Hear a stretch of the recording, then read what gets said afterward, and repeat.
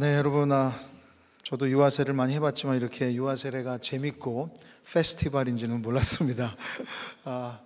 계속해서 다음 세대를 하나님 말씀 안에 축복하며 나가기를 원합니다. 저는 11살 때 미국에 이민 갔습니다. 근데 이렇게 수십 년이 지난 또 하나님께서 허락하셔서 한국 교회에서 말씀을 전하게 될 줄 몰랐습니다. 근데 우리 김양재 목사님께서 또 저희 교회와 저를 큐티인의 이사로 초청해 주셔서 또 그동안 이렇게 말로만 듣던 우리들 교회에서 함께 예배 드릴 수 있어서 너무너무 기쁘고요, 반갑고 무엇보다 진정으로 하나님 말씀을 세계에 전하는 그런 교회 되기를 주님으로 축복합니다. 그래서 잠깐 큐티인 소식을 또 제 나름대로 또 말씀을 드리면, 한 3년 전에 제가 아는 또 제가 존경하는 강주미 목사님이 김양재 목사님을 저희 교회에 초청하라고 하셨는데, 제가 그날의 교회에 없을 때이고 또 큐티인을 들어보지를 못해서 제가 거절했습니다.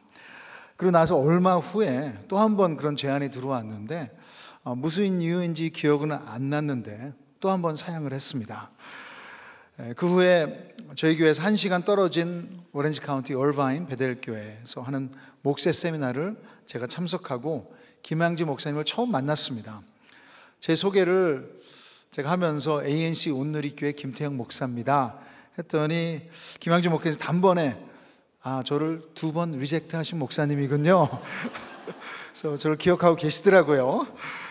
저 목사님을 진작 초청하지 않은 것을 후회했습니다. 어찌됐든 목사님께서 이렇게 또 기억해 주시고 이제는 저희 교회도 큐티인을 하는 교회가 됐습니다. 큐티인을 처음 만난 당시에 코로나를 저희들이 지나고 있을 때잖아요. 그래서 무엇보다도 제가 담임 목사로서 어떻게 하면 하나님의 백성들을 하나님 말씀 앞에, 또 하나님 말씀 안에, 또 우리 하나님 말씀과 함께 살게 할 수 있을까 해야 되는데, 그런 고민을 하면서 있었는데, 저희 교회도 큐티를 하는 교회지만 새로운 도전과 계기를 큐티인을 통해서 만나게 됐습니다. 하나님의 타이밍이었던 것 같아요. 김양재 목사님의 구속사 큐티를 듣게 되었고 그 관점이 너무 신선했습니다. 무엇보다도 저에게 와닿았던 것은 큐티인을 강의만 하는 것은 어느 누구나 할 수 있지만 온 교회가 함께 큐티를 실천하며 말씀으로 변화되며 가정이 살아나는 간정들을 나누는 그런 우리들 교회 성도님들의 모습에 많은 도전을 받았습니다. 그래서 저희 교회 리더십들과 상의하고 또 설득했습니다. 지난 거의 2년 전에 큐티인을 시작해서 지금 하고 있습니다. 그래서 귀한 간증을 나눠주신 여러분들에게 감사 말씀드립니다. 특별히 이민교회는 부모와 자녀 간에 이 신앙의 커넥션에 큰 걸림돌이 되는 것이 언어입니다. 1세 부모님들은 이제 한국말로 믿음 생활을 하는데 이 자녀들은 영어로 하기 때문에 거기에는 좀 상당한 갭이 있습니다. 그래서 그런 언어와 문화의 갭 가운데 1세, 2세 사이의 거리감을 피할 수 없는데, 큐티인에서 어린 아이부터 또 청소년, 이제는 이제 청년까지 큐티를 교재를 만들어 주시고 얼바인 베델교회 번역팀이 영어를 번역을 잘 해주고 있으십니다. 그래서 이제는 온 가족이 똑같은 본문으로 큐티를 하며 신앙의 훈련을 쌓을 수 있게 됐습니다. 그래서 수고하시는 우리 큐티인 팀들에게 감사드립니다. 이제 미국 전 지역에까지 큐티인이 퍼지기 시작했습니다. 더욱더 많은 귀한 구속사 간증들이 나올 줄 믿습니다.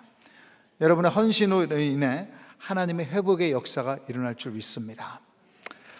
저희 교회에서도 이번 연도부터 기존에 있던 큐티 세미나를 구속사 큐티를 보정해서 도전하고 있습니다. 아무래도 그냥 기존에 있던 큐티 세미나는 주로 하나님의 뜻을 찾는데 포커스했다면, 이제 구속사 큐티는 하나님 안에서 우리의 죄를 계속 들여다보는 훈련을 하고 있어요. 그런 면에서 복음의 가장 아름다운 혜택 중 하나가 회개라고 생각합니다. 복음이 있기에 회개가 가능한 것이죠. 우리 죄를 용서해 주시는 아버지가 있기에 죄를 드러내는 것이 두렵지 않습니다. 이미 용서를 받았기에. 근데 솔직히 이민사회가 하나 건너뛰면 다 아는 사이이기에 죄와 수치를 드러낸다는 것이 참 어렵습니다. 근데 큐티인의 적용 질문들이 마음에 있는 죄를 볼 수 있게 도와줍니다. 그리고 또 여러분의 묵상 간증들에서 마음속 가장 깊고 무겁고 수치스러운 죄, 상처와 우상들을 드러내고, 또 거기서 끝나는 것이 아니라 하나님의 치유의 과정을 잘 전달해 주셔서 감사드립니다. 우리 죄가 무거우면 무거울수록 하나님의 은혜는 더더욱 위대한 것을 보게 될 줄 믿습니다. 그래서 최근에는 이제 우리들 교회 슬로건처럼 공동체에 붙어 있어야 된다, 그런 말을 제가 많이 하고 있어요. 이 마지막 때 혼자 신앙생활 하는 것은 사탄의 먹잇감이 되는 것입니다.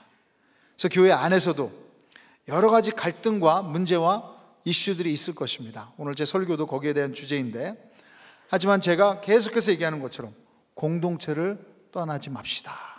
함께 고민합시다. 함께 말씀 봅시다.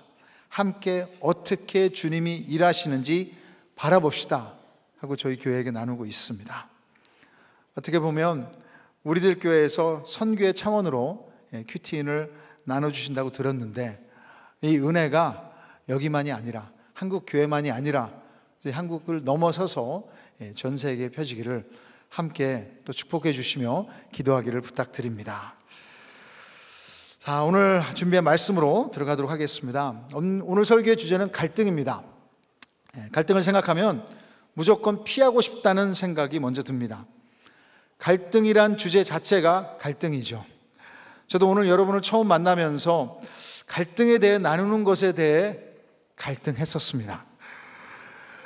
근데 복음이 우리의 내면과 중심을 바꾸는 하늘의 영적 능력이라면, 우리가 매일 삶 가운데 부딪히고 무너지고 힘들어하는 주제, 바로 갈등에 대해서 분명히 역사해야 한다고 생각합니다. 복음을 제대로 안다면 매일 우리 삶 속에 크고 작은 갈등 가운데 내가 중심인 반응이 아니라 복음이 중심이 되는 반응이 나오는 능력이 나타날 줄 믿습니다. 오늘 저희가 읽은 야고보서는 초대교회 크리스천들에게 보낸 글입니다. 안 믿는 사람들이 아니라 믿는 사람들에게 갈등의 구체적인 원인과 해답을 주고 있습니다. 오늘 본문이 주는 갈등에 대한 복음의 관점을 함께 보기 원합니다. 첫째로, 갈등은 모든 인간에게 있는 삶의 현실입니다. 모든 사람에게, 크리스찬이든 아니든 갈등은 우리 피부로 느끼는 가장 실제적인 문제예요. 지난주가 추석이었죠. 그래서 한국에서는 추석 가운데 아마 식구들이 모이셨을 것 같아요. 시댁, 장인, 장모, 시누이, 친척들, 사촌들, 그런 모임 가운데 갈등을 겪어보신 분들 손 한번 들어보시죠. 별로 없으시네요. 아주 천국 같은 그런 가족인 것 같은데, 아니면 추석은 무사히 넘어갔는데 어제 혹은 오늘 아침에 교회 오실 준비를 하시며 갈등을 했다. 여긴 진짜 천국이네, 목사님. 전혀 없었다고 하시는 분들은 갈등에 너무 익숙해져서 무뎌진 것일 수도 있다는 생각이 듭니다. 어떤 분들은 갈등이 기관장총처럼 따다다다 그래서 계속 있어요. 매일이 전쟁터입니다, 목사님. 하지만 이 순간에도 갈등의 먹구름이 우리 머리 위를 맴돌며 예배에 집중하지 못하게 괴롭히는 분들도 있을 것 같아요. 놀랍지 않아요. 그럼 갈등은 당연한 것입니다. 우리 모두가 죄인이기에, 또 죄가 있는 이 땅에서 사는 동안에는 모든 문화권에, 모든 나라에, 모든 가정, 모든 부부 사이에, 그리고 직장에서 오늘 성경이 보여주듯이 모든 교회와 사역 가운데도 갈등은 충만합니다. 저도 최근에 새로운 갈등이 생겼습니다. 한 달 전에 둘째 아들이 대학교를 졸업하고 이제 집으로 들어왔어요. 그래서 아들이 집에 있으니까 너무너무 좋아요. 근데 제가 나갔다 오면 항상 이렇게 소파에 자빠져서 돌처럼 움직이질 않아요. 그리고 한 손에는 뭘 쥐고 있습니까? 전화기를. 네, 이 전화기 보는 포지션이에요. 그래서 아빠한테 아빠 하이 이렇게 인사는 하지만 근데 여러분, 이 아들이 다 큰 아들인데 한마디 해야 하나 마음속으로 갈등하다 참지 못하고 잔소리가 나오면 더욱더 큰 갈등이 생겨요. 그리고 이 둘째 아들이 들어온 후부터는 저희 집에 온도기 전쟁이 갈등이 있습니다. 저는 에어컨을 어떻게 하든 끄면서 이렇게 온도를 올리는데 제 아들은 항상 너무 덥다고 계속해서 내리는 거예요. 자기 전에 저는 끄고 제가 먼저 자면 우리 아들은 그 온도기를 다시 켜서 아주 춥게 만들고, 그래서 끊이지 않는 갈등이 생겼습니다. 이 인간의 문제를 성경은 외면하지 않습니다. 성경에도 갈등의 이야기들이 창세기부터 요한계시록까지 있는 거예요. 아브라함과 사라 부부간의 갈등, 다윗 왕과 아들 압살롬, 부모와 자녀 간의 갈등, 교회 안에서의 갈등, 사역자들 사이의 갈등. 가끔씩 이런 얘기를 많이 듣죠. 우리가 초대교회를 본받아야 한다 하는데, 그럼 초대교회에 갈등이 없었다는 것이 아닙니다. 저를 놀랍게 하는 것은 사도행전 15장에 나오는 첫 번째 선교팀입니다. 이 선교사의 드림팀이라고 할 수 있죠. 바울과 바나바는 첫 번째 선교사이고 교회 리더십입니다. 사도행전 4장에 이 바나바에 대해서 처음 나오는데 위로의 아들이라고 그렇게 별명이 붙여졌어요. 자신의 밭을 팔아 헌신한 제자이고, 사도행전 11장에 안디옥 교회가 세워졌을 때는 예루살렘에서 확인을 위해 이렇게 보낸 그런 리더였습니다.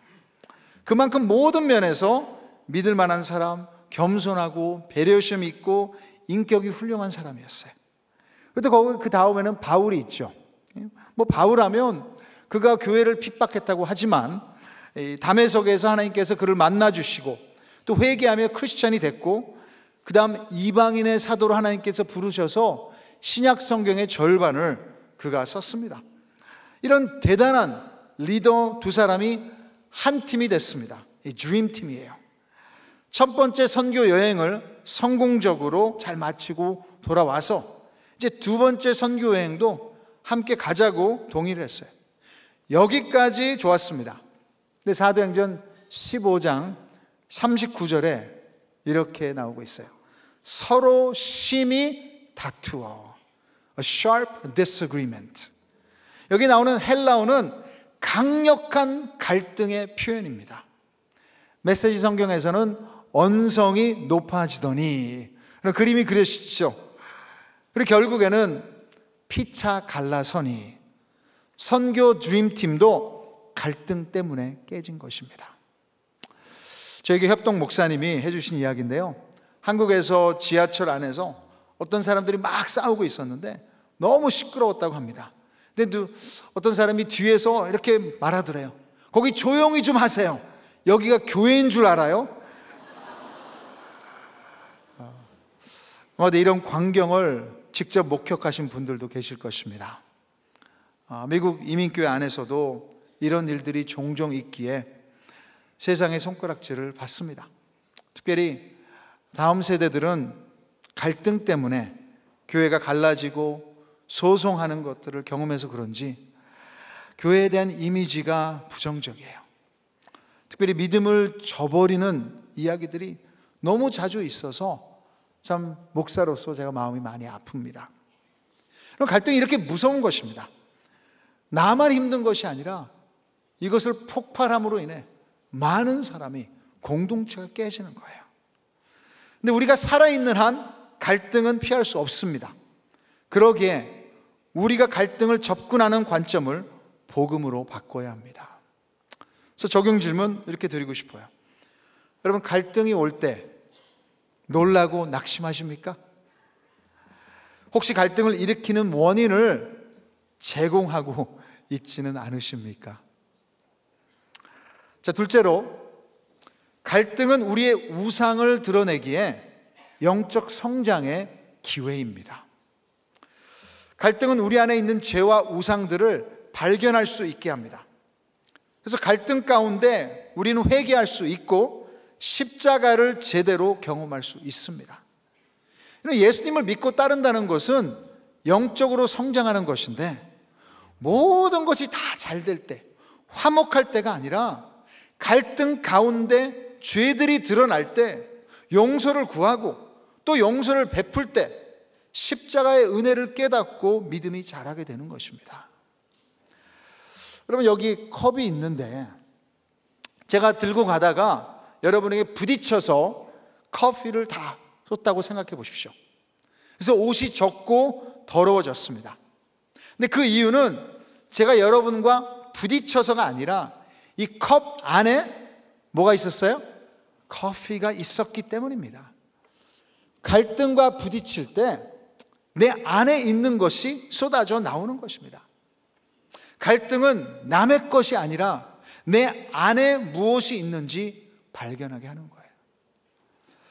저도 제 안에 있는 우상들을 발견하며 인정하게 된 것은 결혼하고 나서 아내와의 갈등 가운데입니다. 신혼 때 아키아, 이제 한국에서는 이키아라고 하더라고요. 그런 가구들을 샀습니다. 그래서 쉽게 조립할 수 있게 만들어졌다고 하는데 저한테는 항상 그런 건 아닌 것 같아요. 그래서 한국에서는 저 같은 사람을 똥손이라고 한다고 하죠. 그래서 가구 하나를 이제 조립하다가 한 번은 제가 너무 끙끙대니까 이제 같이 이제 신혼생활하는 제 아내가 옆에서 그냥 의견을 낸 거예요. 여보, 형부가 엔지니어리니까 이런 거 잘하니까 형부에게 도움을 요청할까? 저를 생각해서 하는 말이었겠죠. 그런데 거기서 제가 버럭하고 No! I can do this! 내가 할 수 있다니까 하고 막 분노하니까 결혼한 아내가 막 깜짝 놀랐어요. 근데 제 아내가 문제가 아니라 제 안에 있던 아버지의 굶주림에서 오는 인정의 우상이 드러난 것입니다. 완벽한 아버지 아래서 자라다 보니까 조그만 것도, 그리고 제가 원하는 그 사랑의 언어로 사랑을 표현하지 못하는 보니까 그런 분노가, 그런 상처가 제 안에 자리 잡고 있었던 거예요. 큐티인에서 그런 마음을 들여다보는 간증들이 많이 나오죠. 그것이 진정한 변화의 시작입니다. 그래서 갈등 가운데 우리 컵에서 화평을 이루는 것들이 쏟아지길 원합니다. 불평과 원망이 아니라 감사가, 분노가 아니라 온유가, 싸나움이 아니라 친절이, 변명이 아니라 회개가, 미움이 아니라 사랑이. 야고보서 3장 18절에는 화평하게 하는 자들은 화평으로 심어 의의 열매를 거두느니라. 화평을 심는 자들은 의의 열매를 맺는다고 했습니다. 우리들 교회 성도님들은 갈등 가운데 더욱더 풍성한 의의 열매를 거두시는 삶이 되기를 주님의 이름으로 축복합니다. 적용 질문 이렇게 드립니다. 여러분은 갈등 가운데 마음의 우상을 발견하고 계십니까? 혹시 상대방의 결점이나 남의 우상들에게만 집중하신 것은 아닙니까? 내 우상을 발견하셨다면 회개로 이어졌습니까? 갈등 가운데 목표가 무엇입니까? 화평과 화목입니까? 셋째로, 갈등 가운데 우리 내면의 죄를 인정해야 합니다. 서로의 다름이 있지만 갈등의 주된 원인이 나의 죄성이라는 것을 인정하는 것입니다. 무엇이 우리를 갈등하게 합니까? 심리학에서는 서로의 기대치가 맞지 않아서이라고 말을 합니다. 채워지지 않는 바람. 아까 말씀드린 이 선교 드림팀, 이 바울과 바나바도 갈등의 주된 원인이 무엇이었을까요? 사도행전 15장 37절과 38절에 이렇게 얘기하고 있습니다. 같이 한번 읽어볼까요? 시작. 바나바는 마가라 하는 요한도 데리고 가고자 하나 바울은 밤빌리아에서 자기들을 떠나 함께 일하러 가지 아니한 자를 데리고 가는 것이 옳지 않다 하여. 그래서 마가를 두 번째 선교 여행에 데리고 가냐? 마느냐? 첫 번째 선교 여행 때 마가는 중간에 포기하고 선교팀을 떠나서 집으로 돌아가 버렸어요. 이것 때문에 갈등이 시작됐습니다.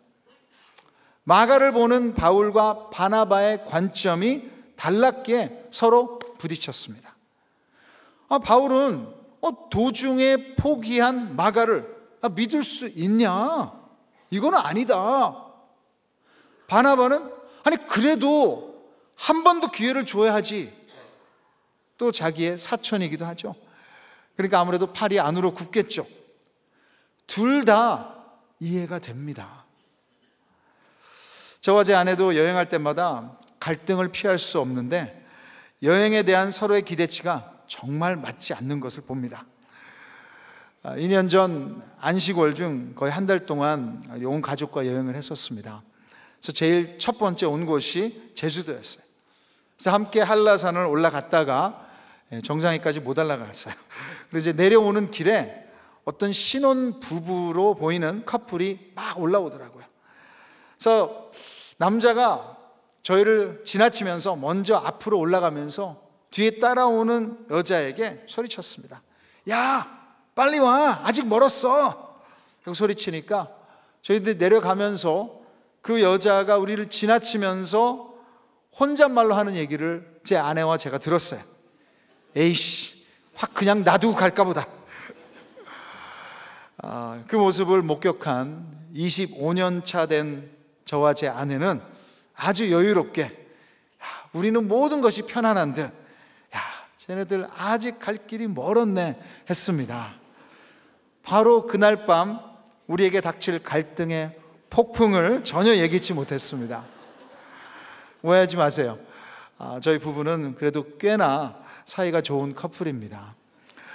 그래도 우리가 서로 자라온 배경도 다르고요, 성격도 다르고, 있는 위치에 따라 관점도 다르고 철학도 다릅니다.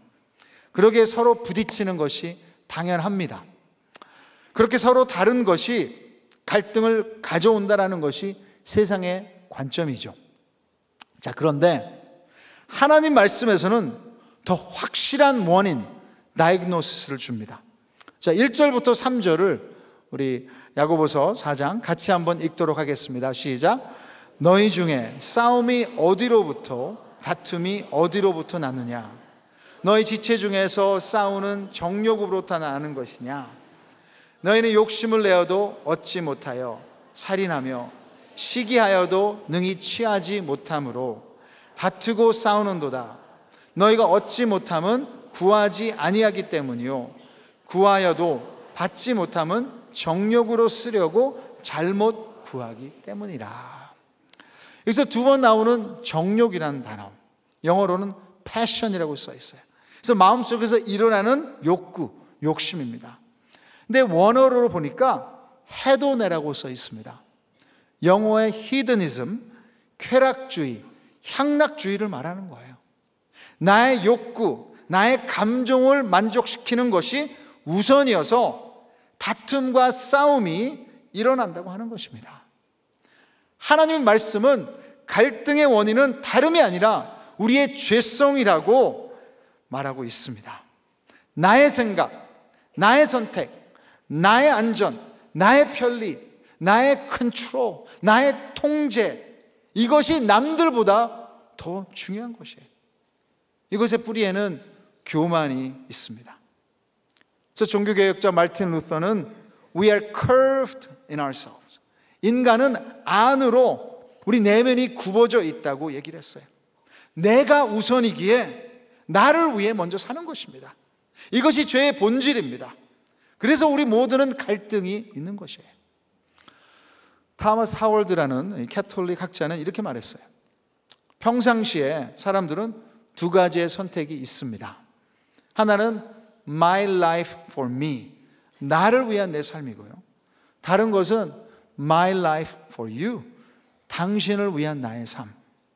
당신의 필요보다 내 필요가 우선의 삶이든지, 아니면 당신의 필요가 내 필요보다 먼저인 삶. 매 순간 우리가 내려야 하는 선택입니다. 근데 우리의 본능적인 반응은 항상 우리 자신을 위하는 것입니다. 미국에서도 K-팝의 영향력 때문에 K-드라마를 참 많이 봅니다.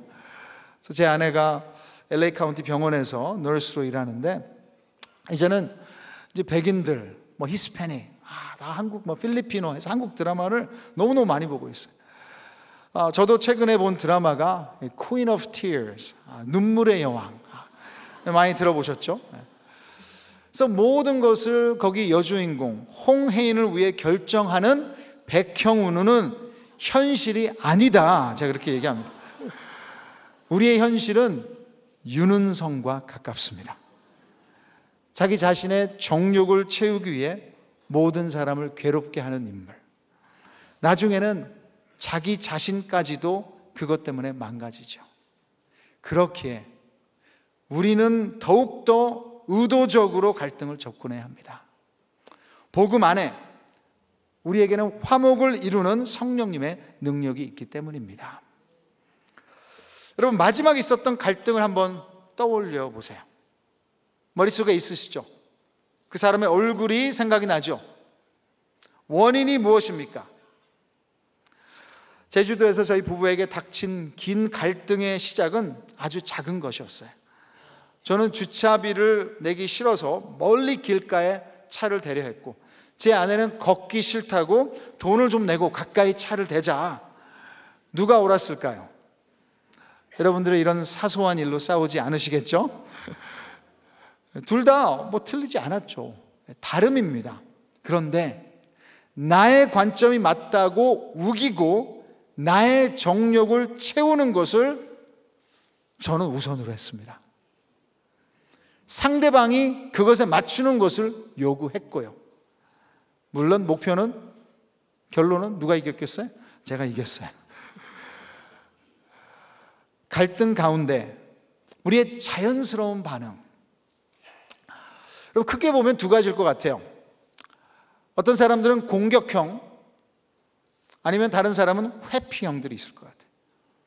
공격형은 내가 이길 때까지 이 갈등은 끝나지 않는다, 지금 당장 해결해야 한다, 변호사처럼 상대방을 다그치고 따집니다. 끝장을 봐야 돼요. 아니면 여러분이 생각하셨던 그 갈등 가운데 회피형이셨을 수도 있을 것 같아요. 갈등은 어떻게 하든 피하자. 아니, 지금 꼭 이 얘기를 해야 돼? 내일 하면 안 돼? 그래도 싸우지는 않지만 꽁하고 간접적으로 공격을 하는 사람들이 있죠. 그래서 삐쳐서 말을 하지 않거나 밥을 주지를 않거나 갈등의 자리를 피하려고 하는. 자, 공격형, 회피형. 제일 최근에 있었던 갈등을 생각하시며 여러분의 성향이 있을 것입니다. 어떤 사람은 밖에서는 회피형, 근데 집에 와서는 공격형이 된다고도 합니다. 어찌됐든 이것이 자연스럽게 나오는 반응이라는 것은 복음이 아니라는 것입니다. 공격형, 회피형 둘 다 죄성입니다. 복음 중심적은 의도적이어야 합니다. 우리 안에서 자연스럽게 나오지 않게 하나님의 능력인 것입니다. 적용 질문을 이렇게 드리겠습니다. 그 갈등 가운데 여러분은 어느 쪽입니까? 주로 공격형입니까? 회피형입니까? 그 자연적인 성향이 죄라는 것을 인정하십니까? 교만을 인정하며 회개하십니까? 예수님의 영광이 아니라, 상대방을 사랑하는 것이 아니라 나의 정욕을 채우려고 갈등한다는 것을 인정하십니까? 자, 마지막으로 복음이 제시하는 갈등의 해결은 겸손으로 시작합니다. 뭐로 시작한다고요? 겸손으로요. 야고보서 4장 6절에 그러나 더욱더 큰 은혜를 주시나니 그러므로 일렀으되 하나님이 교만한 자를 물리치시고 어떤 자에게 은혜를 주십니까? 겸손한 자에게 은혜를 주신다 하였느니라. 복음 중심이라는 것은 내 힘이 아니라 하나님의 능력이기에 온전히 은혜입니다. 그 은혜는 겸손한 자에게 주신다고 약속하십니다. 세상도 갈등의 해결책에 대해 관심이 많습니다. 오늘 책방에 가시면 여기에 대한 이 테크닉과 아이디어들이 많이 담긴 책들이 여러 군데 있을 거예요. 주로 이런 책들을 읽으면 세상의 해결책은 타협입니다. 협상이죠. 그래서 모든 관계자들의 기대를 인정해주고 우리 둘 다 이기는 방법을 찾자. 근데 이 타협의 원리는 일시적인 거예요. 본질을 해결하지 못합니다. 그냥 반창고 붙이는 것입니다. 마음을 변화시키지 못하기 때문이에요. 인간의 정욕은 어떤 물질, 상황이 조금 맞추어졌다고 완전히 해결되지 않아요. 다음에 똑같은 상황에서 그렇게 변화돼서 한다는 보장이 없습니다. 그래서 오늘 야고보서에서는 본질을 다루고 있습니다.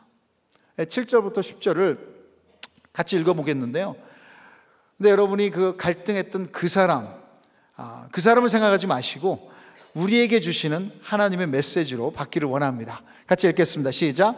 그런즉 너희는 하나님께 복종할지어다. 마귀를 대적하라. 그리하면 너희를 피하리라. 하나님을 가까이 하라. 그리하면 너희를 가까이 하시리라. 죄인들아 손을 깨끗이 하라. 두 마음을 품은 자들아 마음을 성결하게 하라. 슬퍼하며 애통하며 울지어다. 너희 웃음을 애통으로 너희 즐거움을 근심으로 바꿀지어다. 주 앞에서 낮추라. 그리하면 주께서 너희를 높이시리라. 아멘. 갈등의 원인이 우리의 죄성인 교만이라면 해결은 회개에 이르게 하는 겸손입니다. 이 갈등이 그냥 나와 그 상대방만의 문제가 아니라고 얘기하는 거예요. 예수님 안에 속한 자로서 그 갈등 가운데 나와 하나님의 이슈가 되는 것입니다. 나의 반응이 내가 나타나는 것인지 아니면 내 안에 계시는 성령님이 나타나는 것인지, 결국에는 그 갈등을 통해 하나님께 영광을 돌릴 것인지 아니면 내가 이기고 상대방에게 상처를 입힐 것인지, 축복 아니면 저주, 생명 아니면 죽음, 그것을 결정하는 것은 내가 하나님 앞에 겸손히 서 있는가입니다. 제가 겸손이라고 해서 무슨 소극적이거나 자신감이 없는 것이 아니에요. 진정한 성경적인 겸손은 이런 말이 있어요.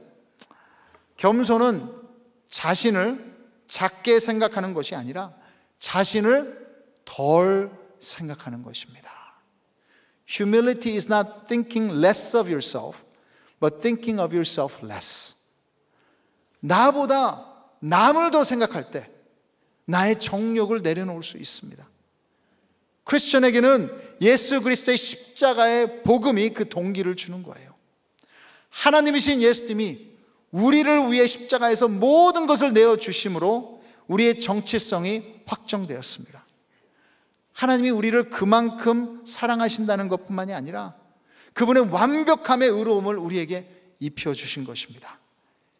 이제 우리가 내세울 필요가 없어요. 그러기에 겸손은 부족해서가 아니라 엄청난 채워짐이 있기에 당당하게 우리 자신을 덜 생각할 수 있습니다. 이것이 복음의 능력입니다.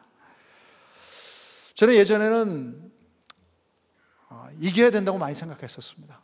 상당히 컴패리티브한 는데 제 안에 있는 굶주림 때문에 인정이 우상이 있으니 무신당한다고 생각하면 우울하고 분노하고 어쩔 수 없으면 자기 연민으로 빠지고, 그래서 주로 어떤 면에서는 또 회피형이다 보니까 말도 안 하고 꽁하고 얼굴은 온통 못마땅한 표정, 평안이 없는 것이죠. 그것은 저에게 또 제 주위의 모든 사람에게, 특별히 제 가족에게 괴로움이었습니다. 근데 복음 안에서 채워지니 이기지 않아도 돼요. 저도 상관없어요. 이제는 내가 내 자신을 방어할 필요가 없어졌습니다. 그러니 갈등 가운데 김양지 목사님이 자주 쓰시는 당신이 뭐라고요? 옳소이다가 되는 것입니다. 그래서 저는 이렇게 얘기합니다. 나도 틀릴 수 있다 라는 겸손으로 갈등을 맞이하니 대화가 됩니다. 상대방을 이해하려는 노력이 있습니다. 왜냐하면 내가 죄인이기 때문에.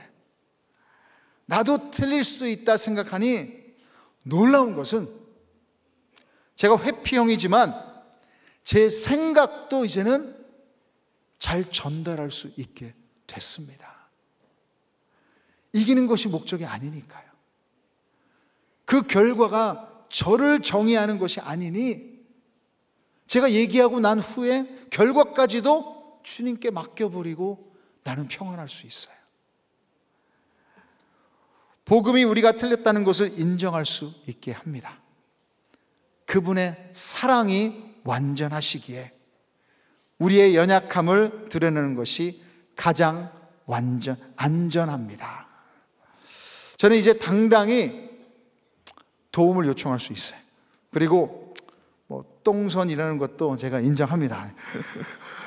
제 아내가 우리 형부를 전화 걸고 싶으면 해라. 근데 여러분, 이 사랑이 얼마나 위대한 사랑인 줄 아세요?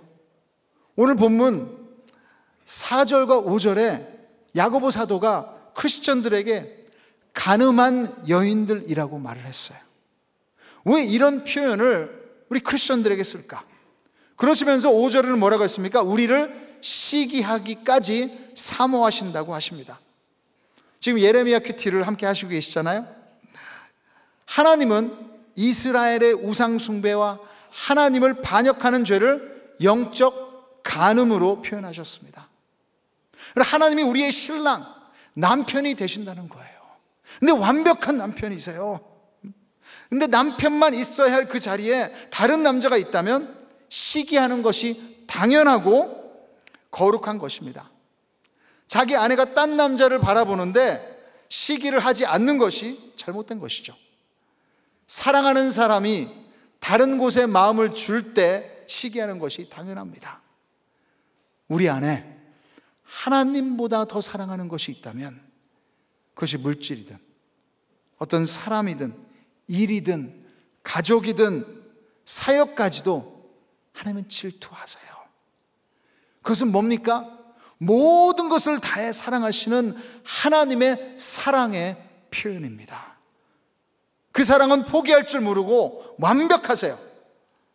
그 사랑 안에서 우리는 갈등 가운데 안전하게 또 겸손할 수 있는 것입니다. 자, 적용 질문 이렇게 드립니다. 갈등 안에서 나도 틀릴 수 있다는 것을 인정하십니까? 십자가의 사랑 안에 여러분이 필요한 모든 의로움과 인정이 채워졌다는 것을 믿으십니까? 믿으시길 주님의 이름으로 축복합니다. 여러분, 이 세상에서 가장 큰 갈등은 인간과 인간 사이가 아니에요. 우리를 창조하신 거룩하신 하나님과의 갈등입니다. 인간이 죄를 지으며 하나님께 등을 돌림으로 영적 간음을 저지르며 갈등이 찾아왔습니다. 이 갈등은 우리가 해결할 수 없습니다. 오직 하나님이 하셔야 하는데 어떻게 하신다고 했습니까? 빌립보서 2장 5절에 보시면 너희 안에 이 마음을 품으라 곧 그리스도 예수의 마음이니 그 마음은 겸손함이에요. 하나님이신 예수님이 자기를 죽기까지 낮추시고 우리를 위해 십자가에서 죽으셨습니다. 그 갈등 가운데 분노하시고 우리 모두를 싹 쓸어버리셔도 되는데 그러지 아니하셨습니다. 자신의 임재를 거두지도 않으시고 자신의 무한한 힘을 과시하지도 않으시고 오직 희생함으로 우리 죄를 용서하셨습니다. 그리고 우리를 오늘 관계로 초청하는 줄 믿습니다. 하나님과의 화목의 길이 열어주신 것입니다. 2년 전 안식월 여행이 끝날 때쯤 저와 제 아내의 많은 갈등 가운데 제 아내가 두 가지 결론을 내렸어요. 첫 번째는 이제 저와 같이 여행을 안 하겠다고 했습니다. 참고로 그 다짐은 지켜지지 않았습니다. 네. 그리고 두 번째 결론은 We need Jesus in our marriage. 우리 부부는 예수님이 절대적으로 필요하다.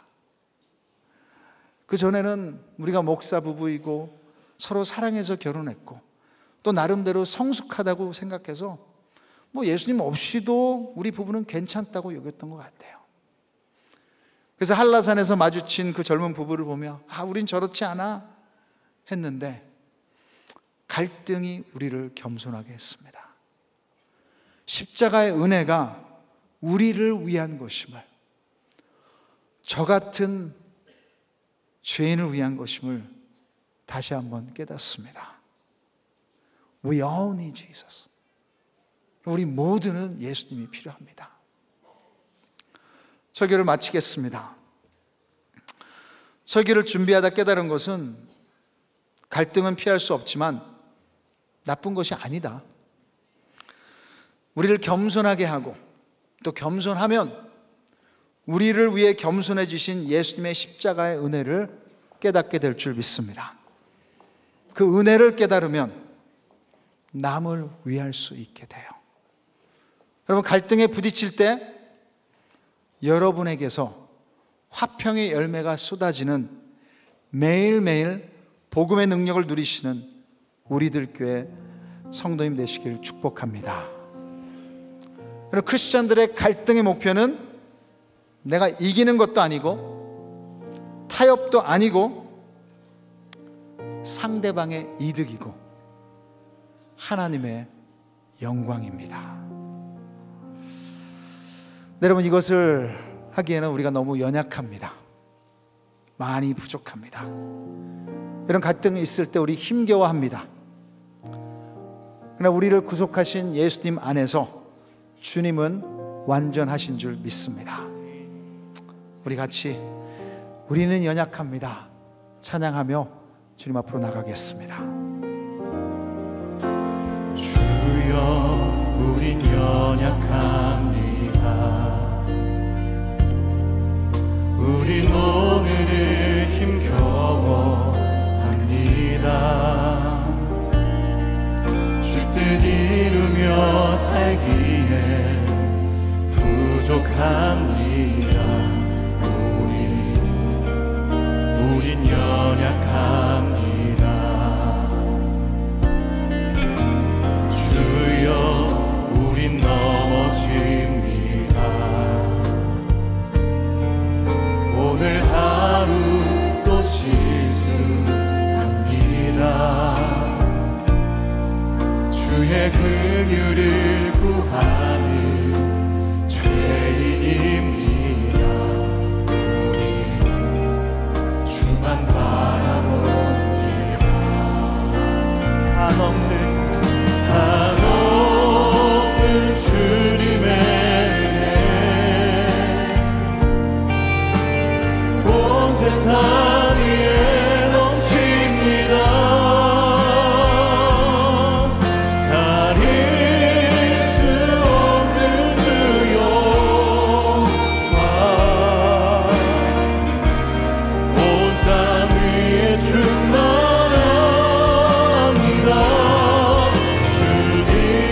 주님만이 길이오니 우린 그의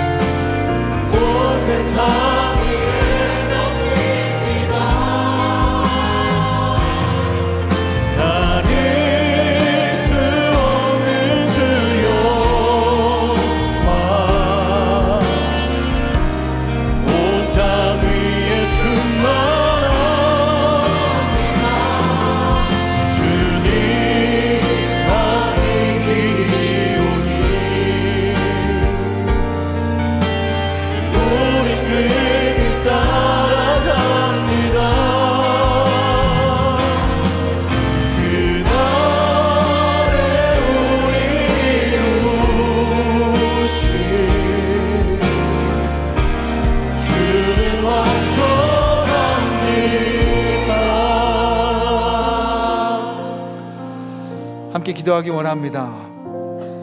여러분, 아까 생각했던 갈등, 그 상황, 그 사람과의 갈등에서 혹시 내 정욕 때문에 갈등이 생긴 건 아닙니까? 내가 깨트려야 될 우상을 회개하고 주님 은혜를 달라고, 그러니까 주님 앞에서 겸손하게 해달라고 기도하길 원합니다. 해답은 내가 이기는 것이 아니라 주님의 구속사가 깨달아지고 드러나는 것입니다. 그래서 완전하신 주님이 살아계신다면 지금 있는 갈등도 우연이 아니에요. 우리를 무너뜨리는 것이 아닙니다. 우리가 연약하지만 부족하지만 주님께서 영광 받으실 수 있는 기회인 줄 믿습니다. 같이 한번 주여 외치고 진정으로 주님 나를 고쳐주시옵소서. 아멘. 나를 치유하여 주시옵소서. 아멘. 주님을 더욱더 사랑하고 싶습니다. 이 갈등 가운데 역사하여 주시옵소서. 같이 한번 기도하며 나가겠습니다. 주여, 하나님 감사합니다. 우리의 상황에 저는 인생이라 저는 모든 갈등을 역사하여 주시옵소서. 갈등을 통하여서 아버지 우리 연약함을 발견하고 우리의 죄악들을 발견하고 아버지 주님의 오신 아버지 여기로 나타나기를 원하오니 주여 역사하여 주시옵소서. 오직 주님 한 분만으로 만족하고 주님만 인정을 받기 위해서 하나님 우리가 갈등을 통해서 얻고자 하는 자기 인정이 주님을 통해서 채워지게 하시고 아버지 우리가 이런 나의 죄를 보고 나의 겸손함을 바라보고 하나님 그렇게 아버지 주여 우리에게 지혜를 더하여 주시옵소서. 주부터 하여서 아버지 지혜 한 분만 더 바라보고 주여 역사하여 주시옵소서. 오히려 성령이 충만한 아버지 같은 주여 역사하여 주시옵소서. 아버지 불쌍히 주시옵소서. 아버지 우리를 긍휼히 여겨 주시옵소서. 완전하신 주님을 의지하게 하여 주시옵소서. 하나님 아버지, 가족 안에 있는 갈등 가운데 또 공동체 안에 있는 갈등 가운데 많이 힘들었습니다. 주님 저희들이 너무나 연약합니다. 지금 그것 때문에 무너져 있었습니다. 그럼 오늘 세상이 말하는 것이 아니라 나의 과거가 말하는 것이 아니라 오직 살아계신 하나님의 말씀으로 이 해결하기를 원합니다. 오늘도 주님 구속사로 해석되게 하여 주시고 전지전능하신 하나님이 이 갈등을 허락하셨다면 이 갈등 안에 주님의 복음의 능력이 있는 줄 믿습니다. 이제는 공격하지도 않고 도망가지도 말게 하여 주시고 오직 주님의 영광이 드러날 수 있도록 주님 앞에 겸손하게 우리의 우상들을 깨트리며 회개할 수 있도록 축복하여 주시옵소서. 저 주님, 그 갈등 가운데 있는 상대방을 주님의 이름으로 축복합니다. 그러니까 주님 만날 수 있도록 지금 은혜 내려 주시옵소서. 그래서 오늘 함께 모인 이 공동체 가운데 여러 가지 기도 제목도 있고 여러 가지 제목을 가지고 주님 앞에 물질을 드립니다. 지금까지 먹여주신 주님께서 내일도 그 다음 날도 책임져 주실 줄 믿습니다. 우리의 갈등을 통해 영광 받아 주시옵소서. 예수님의 이름으로 기도드립니다.